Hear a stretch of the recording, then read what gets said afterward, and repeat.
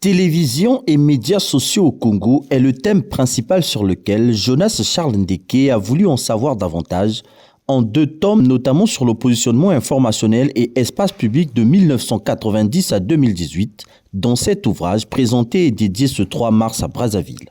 Premièrement, au niveau du positionnement informationnel, au niveau donc du tome 1, on a analysé 2 chaînes nationales, Télé Congo et DRTV. Il ressort donc de nos investigations que le positionnement informationnel de Télé Congo est de type institutionnel et celui de DRTV est à dominance de proximité avec une tendance multithématique, ça veut dire qui aborde plusieurs champs d'information.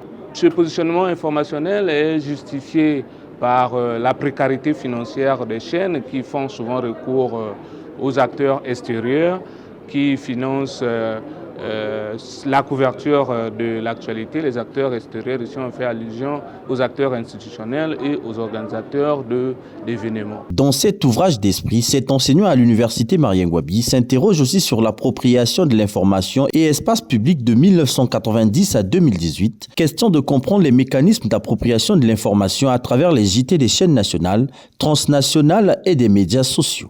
En ce qui concerne le tome 2, on a tenté de regarder quel est le taux de satisfaction et d'insatisfaction des différents publics congolais, téléspectateurs et internautes. Là aussi, il ressort de nouvelles investigations que DRTV cumule ou enregistre un taux de satisfaction très élevé.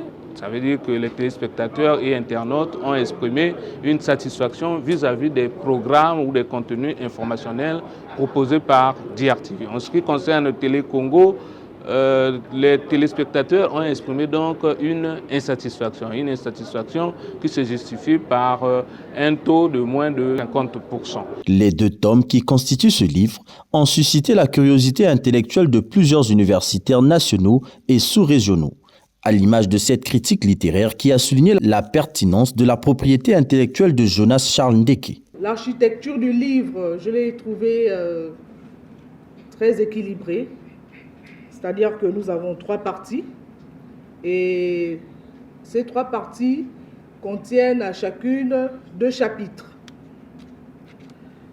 Il est accompagné d'une bibliographie bien fournie, assez fournie, et de tableaux, de graphiques à titre illustratif. Moi, j'aime bien voir ça parce que, comme j'ai pour coutume de dire aux étudiants, nous sommes des êtres, j'ai envie de dire, pluriels. Nous ne réagissons pas de la même manière.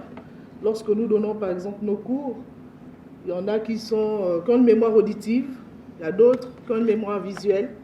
Et donc, c'est toujours bien qu'on ait du texte, mais qu'on ait également des graphiques pour ceux qui comprennent plus facilement ces éléments-là. Ceux qui ont, par exemple, des esprits habitués aux sciences dures, comme on les appelle souvent, les mathématiques et tout le reste.